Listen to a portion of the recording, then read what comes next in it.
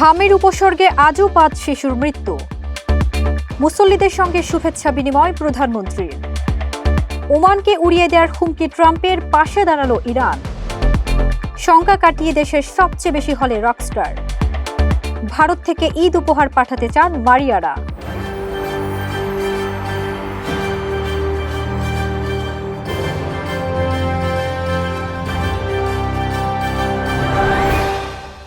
ঈদ মুবারক। দর্শক, আমন্ত্রণ জানাচ্ছি নাগরিক প্রতিদিন নিউজরুম ইনসাইড থেকে। সঙ্গে আছি আমি ফারজানা নিকিতা। এতক্ষণ শুনছিলেন শিরোনাম, এবারে জানিয়ে দিব বিস্তারিত। গত ২৪ ঘন্টায় সারা দেশে হামের উপসর্গ নিয়ে আরও ৫ শিশুর মৃত্যু হয়েছে। একই সময়ে আক্রান্ত হয়েছে ৮৭৭ শিশু। স্বাস্থ্য অধিদপ্তর জানিয়েছে ১৫ মার্চ থেকে এখন পর্যন্ত হামের উপসর্গে ৪৭৭ এবং নিশ্চিত হামে ৮৮ শিশুর মৃত্যু হয়েছে। অর্থাৎ এই সময়ে হাম ও উপসর্গ মিলিয়ে মোট ৫৬৫ শিশুর প্রাণহানি ঘটেছে। পবিত্র ঈদ উল আজহার নামাজ শেষে মুসল্লিদের সঙ্গে শুভেচ্ছা বিনিময় করেছেন প্রধানমন্ত্রী তারেক রহমান। বৃহস্পতিবার সকালে জাতীয় ঈদগাহে প্রধান জামাত শেষে তিনি মুসল্লিদের সঙ্গে কোলাকুলি ও হাত মেলান।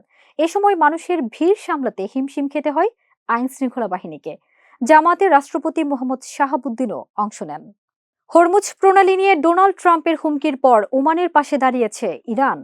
ট্রাম্প হুঁশিয়ারি দেন, ইরান ওমান যৌথভাবে প্রণালীর নিয়ন্ত্রণ নিলে হামলা চালানো হবে। এর জবাবে ইরান ওমানকে বন্ধুপ্রতিম ও ভ্রাতৃপ্রতিম দেশ উল্লেখ করে যুক্তরাষ্ট্রের হুমকির তীব্র নিন্দা জানিয়েছে।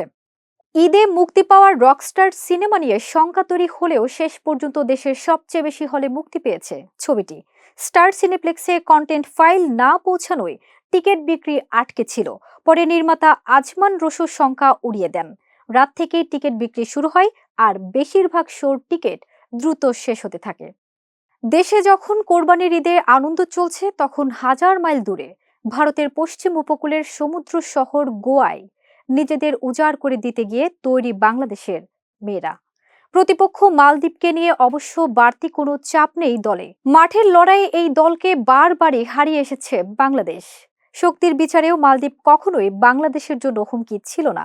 সাফে দ্বীপ দেশটির বিপক্ষে ৩ বারের দেখাই জিতেছে প্রতিবারই। তাই পুরো ৩ পয়েন্ট তুলে নিয়েই সাফের হ্যাট্রিক শিরোপা জয়ের পথে পা ফেলতে চায় বর্তমান চ্যাম্পিয়নরা। দর্শক, এই ছিল নাগরিক প্রতিদিন নিউজরুম ইনসাইড থেকে সর্বশেষ। পরবর্তী সংবাদ দেখার আমন্ত্রণ জানিয়ে বিদায় নিচ্ছি।